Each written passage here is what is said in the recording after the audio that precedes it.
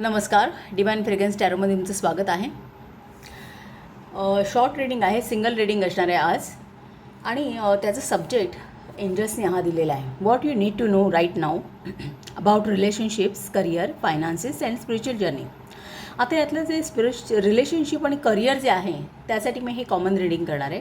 कारण मग रिलेशनशिप तुमचे पर्सनल रिलेशनशिप नात्यात असू शकतात, किंवा मग तुमच्या मैत्रीमध्ये असू शकतात, किंवा मग करिअरमध्ये असू शकतात. सो त्यासाठी एक हे रीडिंग असेल. फायनान्सेस आणि स्पिरिच्युअल जर्नीसाठी मी सेपरेट करणार आहे.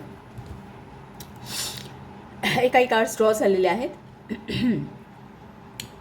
ते एंजल सांगू इच्छितात की तुमच्या आयुष्यातलं एखादं नातेसंबंध, किंवा त्या संबंधीचं एखादं सत्य, किंवा त्या नात्यातला एखादा संवाद की जास्त तुम्हाला या पुरेसं ज्ञान नाही आहे, पण जाणून घेण्याची खूप इच्छा आहे, तीव्र इच्छा आहे.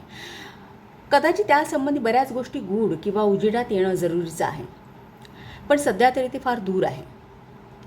कदाचित त्यामध्ये इतरांचे हितसंबंध गुंतलेले असू शकतात. हे सत्य जाणून घेण्याची घाई सध्या तरी तुम्ही दुर्लक्ष करा असं एंजल सांगतात. तुम्हाला जे काही जाणून घ्यायचं आहे ना, ते एक उचित समय आलं की उजेडात येणारच आहे. फोर ऑफ रोजेस सांगतं की ही एखादं स्वार्थी अविचारी नातेसंबंध असू शकतं. मग ते प्रेमात असेल, किंवा मग तुमच्या मैत्रीत असेल, कुटुंबात असेल, किंवा मग तुमच्या व्यवसायामध्ये. ही जी कोणी व्यक्ती आहे ती स्वार्थी असेलच, किंबहुना तुम्हाला कदाचित कमीपणा देण्यासाठी वेळोवेळी नवनवीन योजना आखायची असेल. तुम्ही फारसा फायदा नसतानाही खूप काही सहन करत आला आहात, फक्त याच अपेक्षेने की सर्व काही व्यवस्थित होईल. कदाचित या संबंधातून बाहेर पडण्याचं धैर्य तुम्ही एकवटू शकला नाहीत कदाचित. सो एंजल्स इथे तुम्हाला सांगतात की ही जी कोणी व्यक्ती आहे, हे कोणतं जे नातेसंबंध आहे ना, ते स्वतःला बदलू शकणार नाही आहे. तुम्हालाच आता याच्यावरती निर्णयावरती यायचं आहे. या व्यक्तीचं खरं स्वरूप तुम्ही तुमच्या मनाच्या आरशात पाहण्याचा प्रयत्न करा, आणि तुम्हाला असं दिसेल की ही व्यक्ती तुमच्यासोबत नाहीच आहे.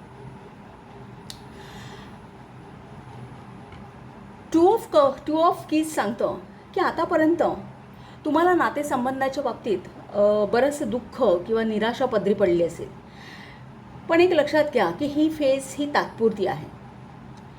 तुम्हाला स्वतःला पूर्णपणे यातून बाहेर काढण्यासाठी एक थोडासा वेळ आणि श्रम घ्यावे लागतील, पण तुमच्या मनाचा अजूनही कप्पा यापासून अबाधित आहे, जिथे एक भविष्याच्या आशा अजूनही तेवत आहेत असं एंजल सांगतात. तुम्ही जर फक्त तुमच्या आयुष्यातल्या या दुःखांवरती, कमतरतेवरतीच विचार करत राहिलात ना, तर त्याच भावना पुन्हा पुन्हा वाढीस लागतील. एंजल सांगतात की एखादं रितेपण किंवा अपराधीपणाची भावना जोपासली जाईल. म्हणून यामध्ये दीर्घकाळ रेंगाळू नका किंवा हरवून जाऊ नका. आपल्या मनाचा जो अबाधित कप्पा आहे ना, की तिथे ज्ञानाचा एक दिवा तेवत ठेवा. एक तुमच्यासाठी बऱ्याच संधी भविष्यामध्ये वाट पाहत आहेत. हे म्यूजचं काळ हे अपलिफ्टमेंटचं आणि इमॅजिनेशनचं आहे. हे सांगतं की सध्याचा काळ हा खूप प्रभावी आहे. तुम्ही एखाद्या नवीन क्रिएटिव्ह प्रोजेक्ट की जे तुम्हाला खूप रिसोर्सफुल बनवेल अशावरती काम करू शकता, किंवा मग एखादा नवीन नातेसंबंध तुमच्या आयुष्यात येण्यासाठी खूप उत्तम काळ आहे. आर्केंजल रायफल हे हिलिंगचे गॉड आहे. ते आपल्या जनमानसामध्ये एक माणसाच्या स्वरूपात राहतात, ह्युमन बीइंगच्या स्वरूपात राहतात. सो अशी एखादी व्यक्ती जी तुम्हाला हील करेल, ती तुमच्या पर्सनल आयुष्यामध्ये येण्याचे चान्सेस आहेत, किंवा मग तुमचे दुरावलेले नातेसंबंध आहेत ते जवळ येण्याचे चान्सेस आहेत. त्यासाठी हा पिरियड खूप चांगला आहे. Bottom of the deck one of roses सांगतं की एखादी रोमॅन्टिक कमिटमेंट, किंवा तुमच्या आयुष्यातलं एखादं पूर्वीचं प्रेम, तुमच्या पूर्व आयुष्यातलं प्रेम तुमच्याकडे परत येऊ शकतं ह्या कालावधीमध्ये. किंवा एखादं एक नवीन बिझनेस कमिटमेंट असू शकतं, किंवा तुमचं एखादं प्रमोशन, नवीन जॉब, एखादी पार्टनरशिपची ऑफर असू शकते, एखादं नवीन बिझनेस व्हेंचर असू शकतं. सो ह्या काही गोष्टी आहेत की जे हे कार्ड रिप्रेझेंट करतं. तुम्ही कदाचित एखादे पेपर्स साईन कराल, एखादं बिझनेस डील कराल, किंवा एखादं घराचं परचेस किंवा सेल ॲग्रीमेंट, नवीन इन्व्हेस्टमेंट असंही इथे दर्शवलं जाते. इथे हा दिवा एक तेवत दिसतो आहे, दिवा प्रकाशित आहे. त्यामुळे जे काही रिझल्ट असणार आहेत ना, ते तुमच्या फेवरमध्ये असतील.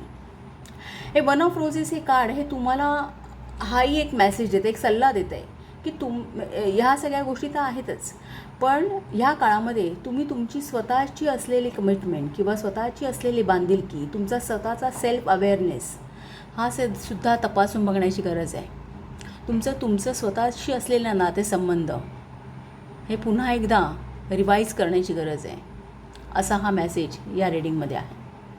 सो तुम्हाला रीडिंग कसं वाटलं आहे सांगा. आवडलं असेल तर चॅनलला शेअर करा, सबस्क्राईब करा, लाईक करा आणि असंच पाहत राहा. थँक्यू.